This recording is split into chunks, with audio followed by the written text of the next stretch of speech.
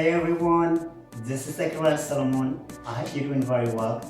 As you can see, I'm working from my home studio, just getting ready for my next project. But before, I'd like to remind you, this month is May. As we all know, May is our Independence Month. But this year special, it's our 30 years of Eritrean independence. How special is this? Everyone is getting ready all over the world. Are you ready? I'm getting ready, Stacy. But before, let's pay respect to our heroes and heroines for paying their lives for us.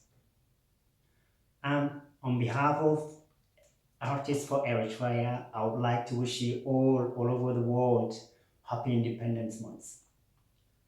Happy birthday, Eray Maaray Hawat Nahafash.